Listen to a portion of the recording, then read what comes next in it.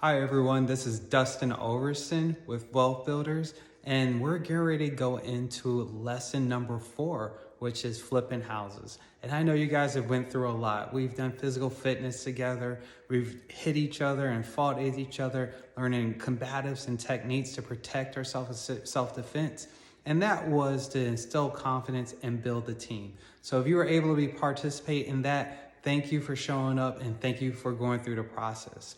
So now we're getting ready to go into the good stuff. The stuff you're like, I'm signing up for Wealth Builders for this. I want to learn how to analyze a deal. I want to learn how to make money through real estate by understanding the technical difficulties and also the information needed to make the great decisions to say, this is the house that I want. So we're getting ready to start. Thank you for being patient. Most of you have been with us probably for about 2 or 3 months already, just actually learning the ins and outs of just the mindset of being a real estate investor. And that was really important to me. And I wanted to share that experience if you participated in that, because that was my shift from being an employee mindset, from being a self-employed mindset to becoming a business owner and an investor. And this process takes time. So hang on, we're getting ready to start the 70% rule. We probably just came out of lending and learning about lending and working with Fund That Flip and some of our other investors that give us the capital needed to actually invest in real estate. So the 70% rule is the golden rule. And we're also gonna talk about the history of it a little bit as well, because you know I love sharing history on why we do the things we do.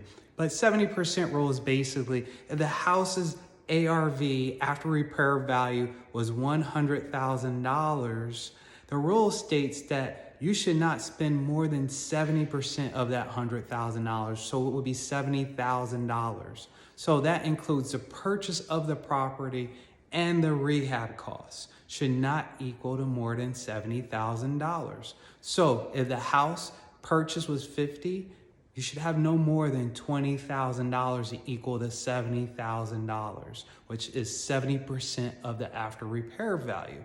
So we're also going to talk about, do you always follow that rule? Because rules are meant to be broken, right? Especially in investment.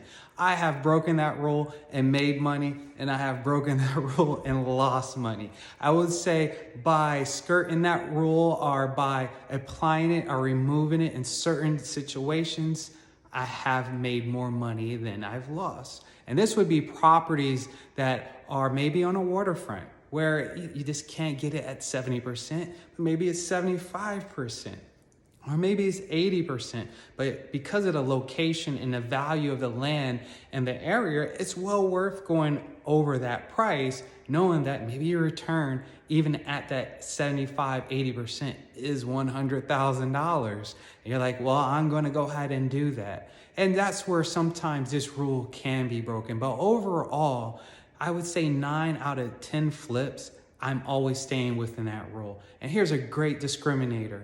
After you look at a house and you're looking at it, whether it's Zillow or off market, if it equals to 70% of the ARV, it's a bad deal. For me, I'm not going to invest in that deal, and I don't recommend you invest in that deal. And we're going to talk about it a little bit more. So hang on, hang with me, and let's learn about the 70% rule.